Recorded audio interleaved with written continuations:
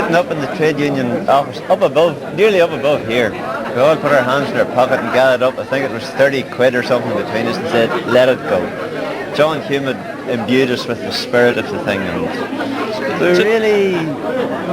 we just took the bull by the horns and went for it. Well, it's an important occasion here tonight, the official opening of fabulous new premises in the heart of Newry. Yeah, but we never dreamt it would ever get to anything like this. It's been marvellous. Good to see it. David, you are here tonight, you're enjoying the occasion. What does credit union mean to you in the town? I think it's a tremendous achievement by the people of the town, for the people of the town. It's people working together in unison. Commitment is something which has grown beyond even their expectations.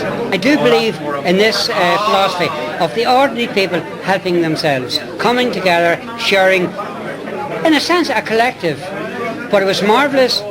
We started off in Newry many years ago, and we managed to drive out like Christ did. He drove out the moneylenders from the temple. We drove out the moneylenders from Newry. I would say that he would want to be a very old man if he's an older member than I am of the credit union.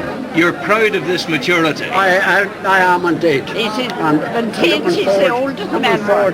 Looking forward to get the Queen's telegram and a bunch of grapes. Joe Hughes joined Newry Credit Union as full-time manager in 1969. Joe was at the heart of the movement's professional growth through all the years since. And now, at the moment of his retirement at the end of 2001, it was time for looking back. To say that Newry Credit Union has come a long way is a massive understatement. I've had the privilege of seeing at close quarters the journey we have made together from the very beginnings of Newry Credit Union back in 1963. It wasn't always easy. In those days, growth was slow. The President has already referred to Rowan Hand's book, which traces the development of credit union in Newry. In that book, Arthur Morgan recalls that after a big publicity drive, all hands were on duty for the expected rush of new members on the first night of opening. No one came. The men on duty were ready to lock up when they heard footsteps on the stairs, and someone remarked, well, maybe after all, the night is not totally wasted. A man poked his head round the door and inquired, is this the union office? The reply was yes, the credit union office. No, the man said, it's the trade union office I was looking for.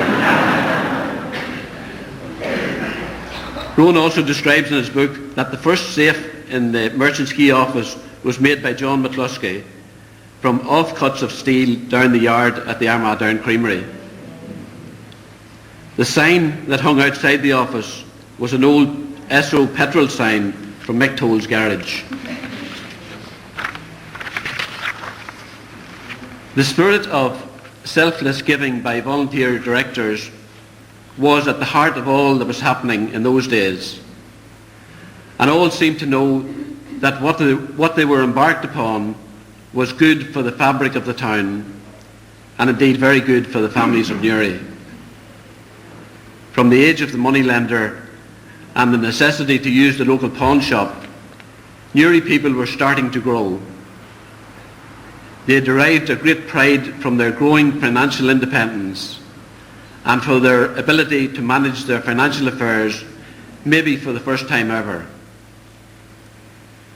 None of this would have been possible but for the enthusiasm and dedication of the men and women who dreamed the dream of credit union in Newry and who had the tenacity to turn their dream into a reality. Joe Hughes, a man of consummate professionalism, and it was for him to unveil the commemorative sandstone plaque, a final professional act before well-earned retirement.